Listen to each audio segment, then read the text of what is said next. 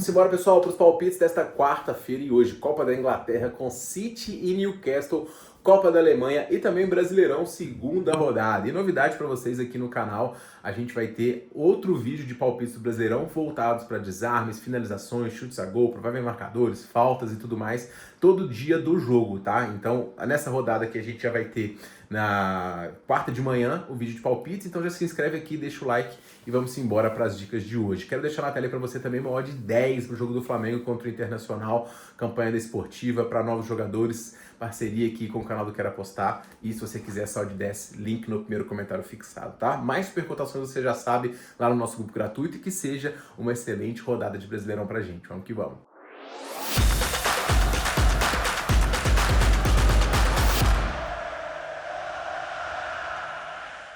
E vamos embora, pessoal, para os palpites do dia. Hoje, segunda rodada do Brasileirão e também dois jogos de Copa aqui bem interessante. Eu vou começar por eles. Primeiro jogo do City contra o Newcastle. O City vem de um empate decepcionante, mais uma vez, diante da equipe do Tottenham. Chegou a estar vencendo por 2-0, mas acabou sofrendo um empate. Nós ganhamos nessa dica, a gente tinha pegado a vitória do Manchester City aqui, né? E pagou antecipado, mas repetidamente o City sai na frente em confrontos e acaba pecando defensivamente. As transições estão agredindo demais esse time, que controla o jogo, cria muitas chances, mas defensivamente peca, e não à toa o time só tem 4 vitórias nos últimos 10 jogos, tá? Agora, a campanha dentro de casa, ela é muito sólida. O City tem simplesmente aqui 7 vitórias nos últimos 10 jogos, mas é bom lembrar que ele tomou gol aqui na metade desses confrontos, tá? O adversário, por sua vez, é o Newcastle, que está defendendo o título aqui dessa competição, e nas duas últimas vezes que ele enfrentou um City em mata-mata, ele conseguiu passar. Agora a situação é muito mais complicada, porque o time perdeu a ida, né, por 2-0. No último final de semana, tomou uma goleada pro Liverpool, sonora, né, por 4-1, e foi o terceiro jogo sem vitória seguido do Newcastle, que só venceu um dos últimos 7 jogos, tá? Newcastle tem um time acertado, é um time técnico, mas as baixas estão minando muito esse time. Defensivamente, ele acaba pecando, até porque o Schär segue como baixa, mas ofensivamente ele tem o Gordon, que é um bom jogador também, ainda tem o Bruno também, que é um ótimo jogador. Agora, fora de casa, o desempenho do Newcastle é muito abaixo, né? O time só conseguiu vencer 2 jogos, um contra o Burnley, que tá na zona de rebaixamento, e outro contra o Everton, que tá na parte de baixo da tabela. Eu ia recomendar para vocês, pessoal, a vitória do Manchester City, mas o grande ponto aqui é que o City não precisa de vencer, e o Newcastle é quem deve ter as ações aqui do confronto, e é um adversário bastante digno para um confronto que o Newcastle passou nas duas últimas eliminatórias. O jogo de ida ele foi bastante movimentado, o Newcastle teve sua chance, acabou não convertendo em gols.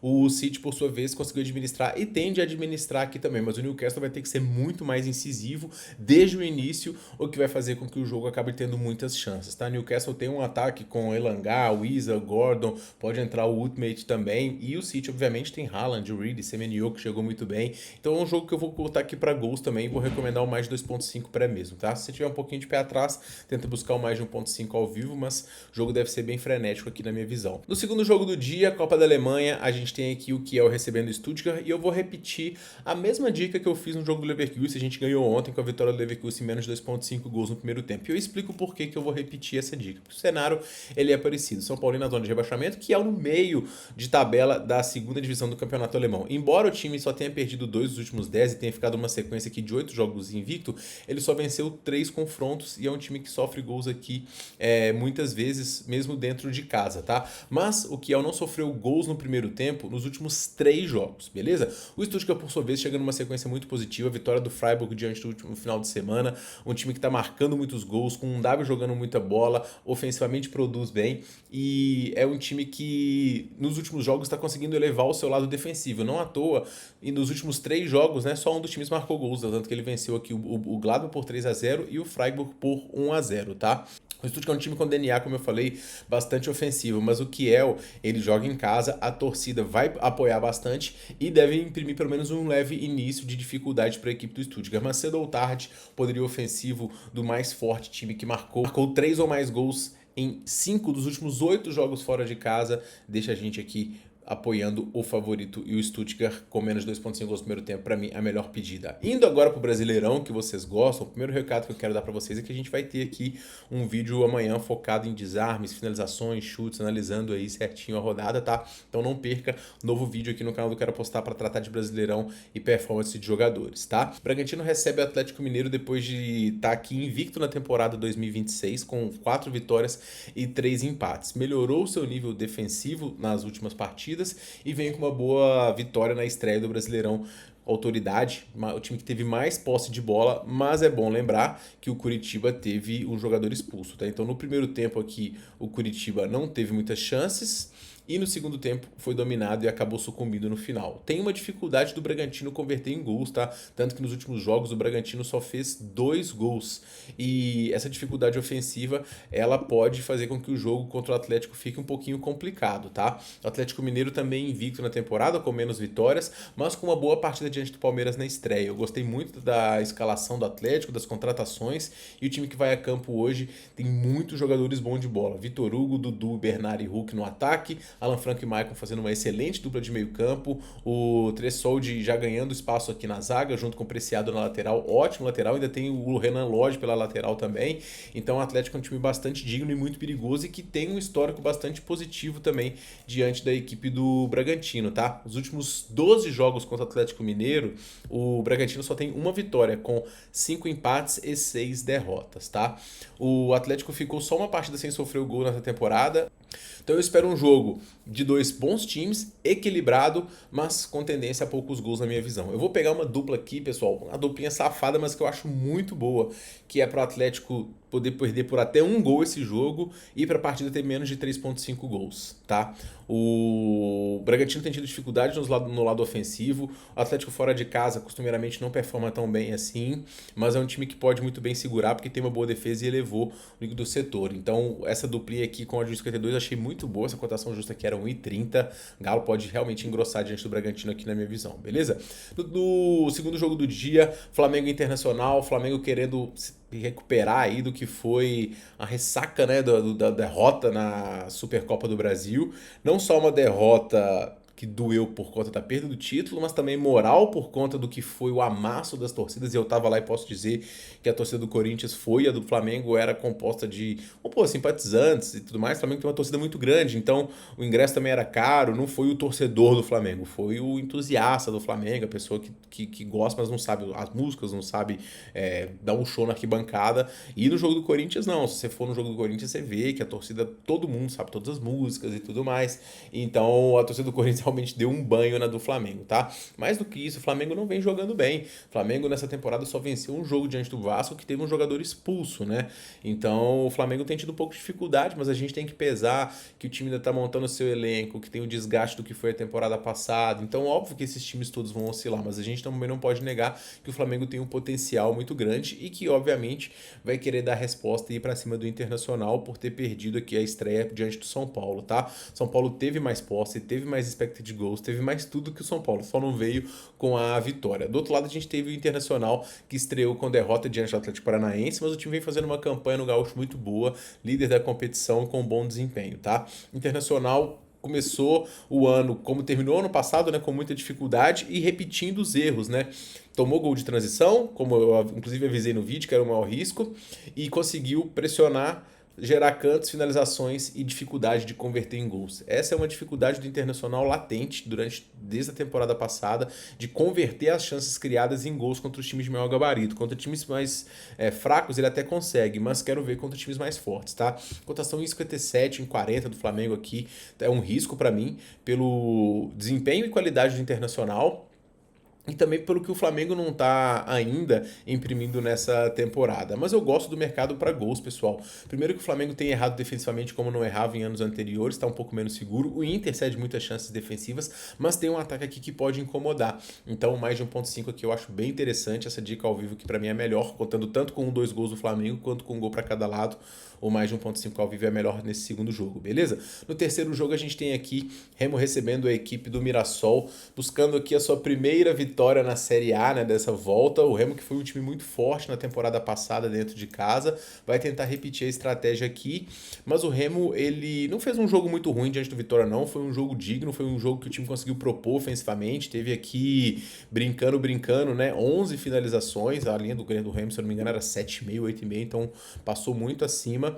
Mostrou uma certa organização, mas acabou pecando pela falta de ritmo ao final da partida também, tá? O Remo agora vai ter pela frente o Mirassol, que foi um time que conseguiu vencer o Vasco na estreia e tá fazendo uma campanha bastante interessante, né? O Mirassol que mostrou sua eficiência, é um time bem treinado, muito ciente, se apoia em transições e consegue vencer os seus jogos. Venceu não só o Vasco no final de semana, como teve um jogo, não sei porque ele não tá aparecendo aqui, porque o Mirassol inclusive entrou com um pedido da CPF de ação por ter jogado há 52 horas atrás. E o desgaste, né, de uma viagem de 2.500 quilômetros. Eu sei que o Mirassol poupou, mas essa viagem, isso para todos os times, eu acho que vai pesar um pouquinho. Eu acho que o Remo ainda vai ter um pouquinho de dificuldade nesse campeonato, porque muitas peças para poder se encaixar, ofensivamente não conseguiu criar gol, e pega um time bem estruturado, que é o Mirassol, que bate justamente nessa dificuldade do Remo, que é no encaixe das transições. Foi assim, inclusive, que saiu os gols do Vitória. Então o Mirassol pode muito bem encontrar aqui o seu gol por aqui, tá? Mas essa questão da viagem, do desgaste do Mirassol, me deixa com um pezinho atrás também. Então achei que a linha tá meio justa aqui no empate no. Eu quase fui no empate no do Mirassol, mas eu vou menos de 2,5 gols, porque aí eu acho que a gente pega a grande maioria dos placares. Eu acho que tem 0-0 aqui, a gente não pode esquecer que o Campeonato Brasileiro é um campeonato com tendência under. O Remo vai ter uma pressão grande da torcida, mas também vai ter o nervosismo e o desentrosamento da equipe. Mirassol é um time bastante organizado e eu acho que quem fizer o gol aqui vai sentar em cima da vantagem de um jeito assim absurdo, tá? Se for o Remo, vai ser final de campeonato. Se for o Mirassol, a gente vai ver o Remo com essas dificuldades. E se o Remo sair na frente, ainda já vai ter o Mirassol com esse desgaste, né? Às vezes não conseguindo correr tanto. Então eu vou pegar o menos 2,5 gols nesse jogo aqui e tomara que dê certo, né? Que o Mirassol não vença aí por 2-1, 3-1, porque eu tava pra poder pegar o Mirassol nesse jogo, beleza? Clássico paulista, pessoal, Santos e São Paulo. O Santos chega muito pressionado aqui com um must-win gigante. O Neymar pode ser que vá para campo, mas eu acredito que ainda não. E um jogo que acabou de acontecer no final de semana com o São Paulo dominando o Santos e vencendo por 2-0, tá? No último confronto entre eles em casa, o Santos venceu, mas eu lembro bem desse jogo porque o São Paulo poupou uma porrada de gente porque estava em vias de disputa de jogo de Libertadores. Então, hoje o São Paulo não vai poupar, não. O São Paulo vai com seus titulares, tá? Santos vem numa sequência aqui já de 6 jogos sem vencer no campeonato, ameaçado de rebaixamento no Paulista, já ameaçado no Brasileirão também, que começou com uma derrota de 4-2 diante da Chape, e foi curioso porque o Santos dominou esse jogo. Foram 14 escanteios para o Santos, 18 finalizações e você vai olhar o placar 4-2 para a Chape. Tudo que foi no gol do Santos simplesmente entrou. É um time que peca muito no lado defensivo, tá? São Paulo, por sua vez, está conseguindo ultrapassar toda a desconfiança aí. São Paulo fez uma coisa inteligente, que no início da temporada, logo que ele tomou o 3-0 do Mirassol, ele jogou a expectativa e também os escândalos da diretoria do São Paulo e tal, jogaram a expectativa desse time nesse ano lá embaixo. Então tudo que vem para o São Paulo é positivo, né? Não à toa o time jogou totalmente sem pressão diante do Flamengo, mesmo tendo menos posse e tudo mais, foi lá e conseguiu vencer o Flamengo, e no clássico diante do Santos foi lá e conseguiu vencer. Então, expectativa realista, ninguém se decepciona, o ambiente fica mais tranquilo, foi uma jogada inteligente da equipe do São Paulo, tá? Que vem com força máxima aqui e com capacidade de engrossar, não só porque o Santos tem muita dificuldade de finalizar e converter em gols as chances que tem, como também o São Paulo tem capacidade para poder manter as coisas e fazer um golzinho lá. Então eu vou pegar o dupla chance do São Paulo aqui, cara. Eu acho que o Santos não pode ser favorito contra quase ninguém aqui no campeonato. Sei que em casa e na Vila é um time forte, mas eu vou nesse dupla chance aqui do São Paulo, tá? Uma dica arriscada aqui, mas vou pegar e confiar no tricolor, beleza? Grêmio e Botafogo, pessoal, um confronto muito interessante, tá? Eu gostei bastante dessas contratações do Grêmio e gostei até do jeito que o time se portou no jogo diante do Fluminense. Não foi uma partida ruim, não. Só que o Fluminense, ele é forte ofensivamente em casa e sólido defensivamente, aí o Grêmio acabou esbarrando.